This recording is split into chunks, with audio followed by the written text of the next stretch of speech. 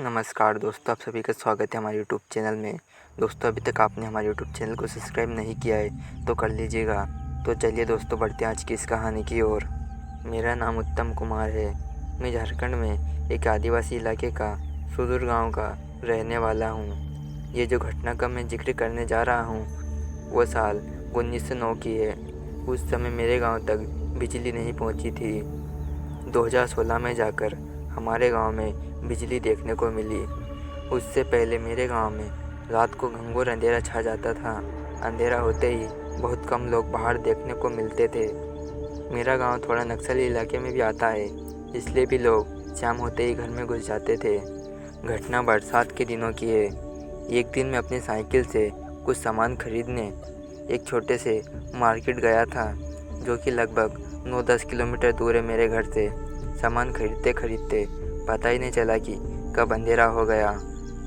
अंधेरा होते ही बारिश भी शुरू हो गई। ऐसी बारिश थी कि जो रुकने का नाम ही नहीं ले रही थी। बारिश के चलते मुझे दुकान के सामने रुकना पड़ा। रात को करीब 9:30 बजे थे। उस समय बारिश थोड़ी कमी थी, लेकिन थमी नहीं। तब तक पूरी तरीके से बारिश ना रुके मैं जा भी नहीं सकता था, इसलिए मजबूरी में मुझे रुकना पड़ा।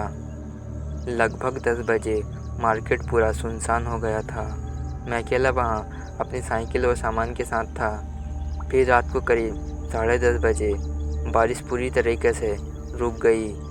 मैं खुश हो गया, भगवान को शुक्रिया अदा कर रहा था। लेकिन मुझे क्या पता आगे जो होने वाला था उसके बारे में। बारिश रुकते ही मैं घर जाने लगा, लेकिन कीचड़ और पत्थर के कारण मैं ज़्यादा स्पीड से साइकिल नहीं चला पा रहा था। ऊपर से एक हाथ में टार्च और एक हाथ में हैंडल।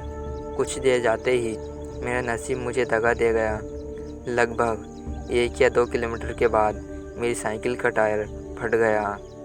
मेरे पास कोई और चारा नहीं था सिवा साइकिल और सामान को ठेल कर जाने के अलावा। बरसात के दिनों में रात के करीब 11:30, जो कि काफ़ी डरावने होते हैं, और अभी मुझे 5 से 6 किलोमीटर पैदल जाना था। अब गांव पहुंचने में मुझे 2-3 किलोमीटर दूर बाकी था और टाइम हो रहा था 12:30। उस समय मुझे कुछ बारात में बजने वाले बैंड की आवाज़ सुनाई दी। मैं खुश हो गया और सोचने लगा, चलो लोग हैं इधर। और ऊपर से बाराती। मेरा डर खत्म होने लगा। जैसे जैसे मैं करीब जा रहा था मुझे आवाज़ ज़ोर से सुनाई दे रही थी। मैं खुशी से जा रहा था, लेकिन यह जो खुशी थी वो डर में तब्दील होने वाली थी। जैसे मैं करीब पहुंचा, जो मैंने देखा उसे देखकर मेरे पैरों तले से ज़मीन खिसक गई। मैंने देखा कि जो बाराती थे उनके न सर थे और न सीधे पैर, बिना सर और उल्टे पैर। उन्हें देखकर मैं बहुत डर गया था।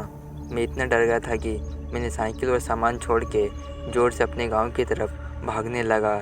2 किलोमीटर का रास्ता मैंने 10-15 मिनट में तय कर लिया। घर पहुंचते ही मैंने माँ और पिताजी को सब बताया।